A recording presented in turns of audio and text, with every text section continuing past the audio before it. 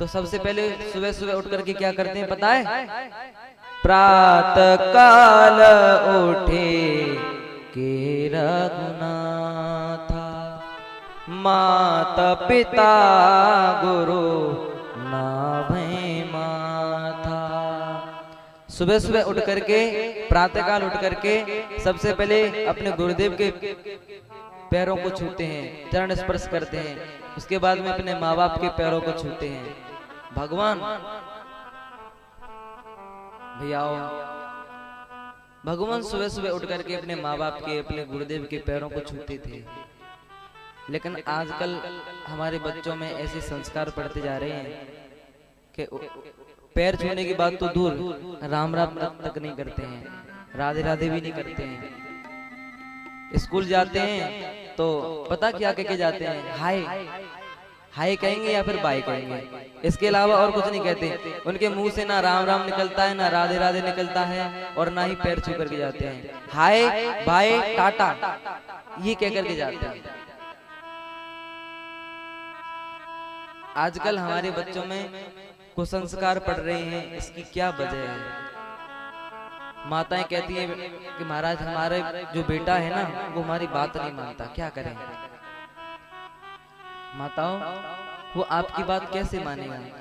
आपने उसको संस्कार नहीं दिए। एक छोटा सा बच्चा होता है, छोटा सा बच्चा, ज्यादा बड़ा नहीं है, 4-5 साल का, उससे कहो कि बेटा अपने घर में संत आए हैं या फिर ये बड़े हैं, इनके पैर छू लो, तो कहता है नहीं नहीं शर्म लग रही है।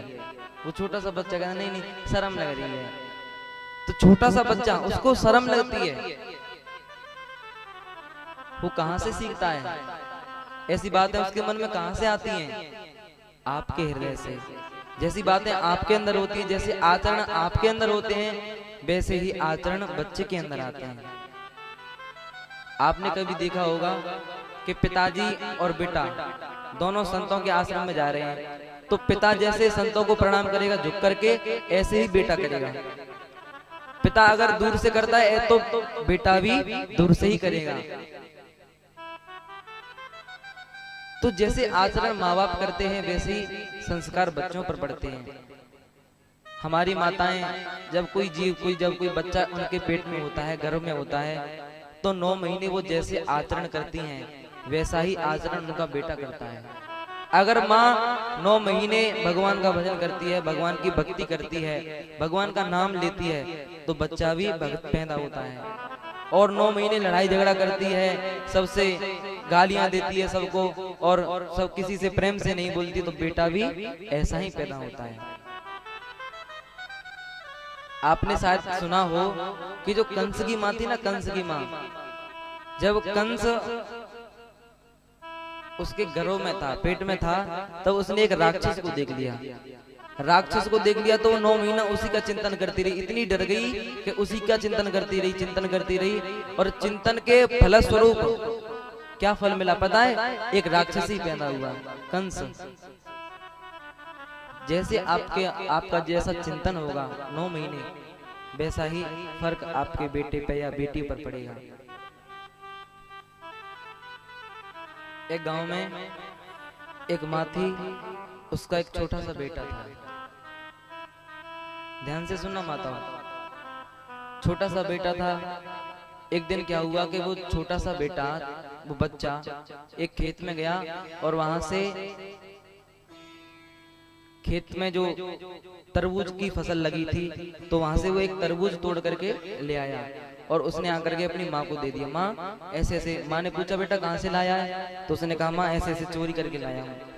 चोरी करके लाया है? तो माँ ने कुछ नहीं कहा, बेटा शाबाश कल और ले आना। कहा कल और ले आना। अब तो वो बेटा चोरी करने लगा। पहले छोटी चोरी करता था, अब बड़ी चोरी करने लग गया। ऐसे करते करते करते करते जब वो बड़ा हो गया तो डाकू बन गया। बहुत लोगों को मार चुका था, डकैती डाल चुका था, चोरी कर चुका था, तो उसके पीछे पुलिस घूमने लगी। अब कानून की नजरों से कब तक बचेगा? एक न एक दिन तो पकड़ा जाएगा। तो एक दिन पुलिस ने उस बेटे को पकड़ लिया। अब पकड़ा तो कोर्ट में ले गए, कोर्ट में जज ने उसको फांसी की सजा सुना दी।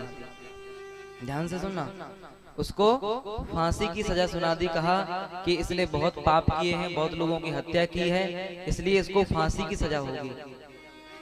अब उसकी तारीख निश्चित हो गई, जिस तारीख को उसको फांसी लगनी थी। अब वो तारीख नजदीक आई और उसको फांसी होने लगी। जब किसी व्यक्ति को फांसी होती है तो उसकी अंतिम इच्छा पूछी जाती है कि तेरी अंतिम इच्छा क्या है। तो उससे उसकी अंतिम इच्छा पूछी कि तेरी अंतिम इच्छा क्या है। तो उसने कहा मेरी कोई अंतिम इच्छा नहीं है, मेरी एक इच्छा है कि मेरी माँ को बुला दो। उसकी माँ को बुलाया। माँ जैसी आई, माँ दूर आकर के खड़ी हो गई और बेटे ने कहा माँ तुम माँ क्यों खड़ी हो, मेरे पास आओ।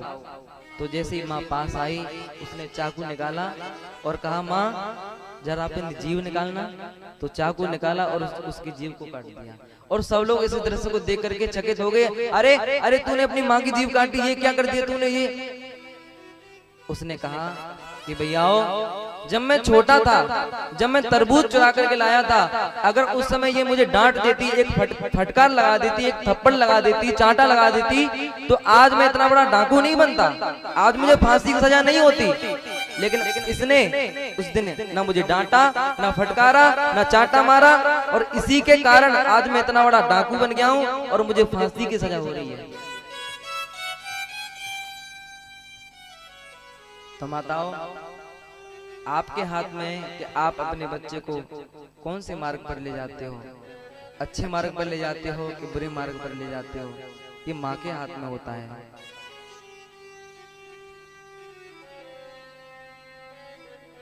आजकल बच्चे अपने माँ बाप की बात तक नहीं सुनते, अपने बाबा की बात तक नहीं सुनते।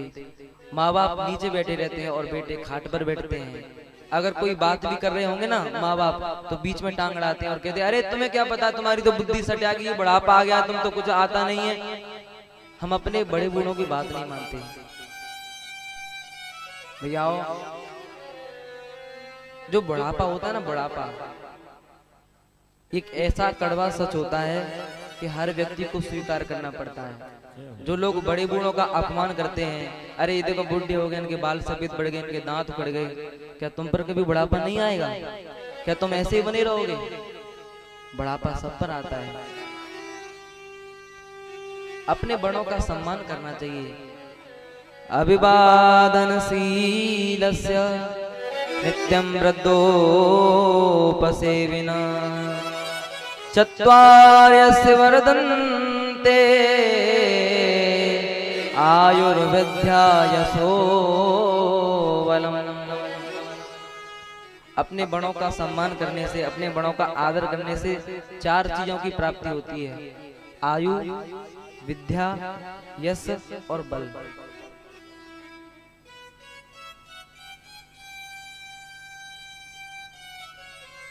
एक ट्रेन में 10-12 लड़के कहीं जा रहे थे,